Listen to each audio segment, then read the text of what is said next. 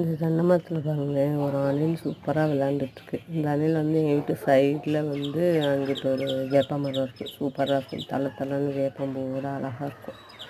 அந்த வேப்ப மரத்துலேருந்து இறங்கி வீட்டுக்குள்ளே வந்து வீட்டிலேருந்து வெளியில் வந்து இந்த சைடில் உள்ள தென்னை மரத்தில் ஏறி எவ்வளோ அழகாக விளையாடுதுன்னு பாருங்கள். விளாண்டுட்டு அதே மாதிரி என் பொண்ணு கேட்குது, அம்மா கிளி குருவி இதுக்கெல்லாம் பறவை இனத்தில் சேர்க்குறாங்க, நாயை விலங்கினத்தில் சேர்க்குறாங்க.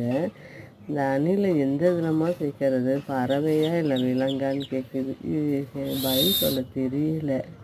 போய் நம்ம மிஸ்ஸுக்கிட்டே கேளுமான்னு முன்னாடி சொல்லியிருந்தேன்ல உங்களுக்கு, அந்த வேப்ப மரத்தை காட்டுறேன்னு சொல்லி.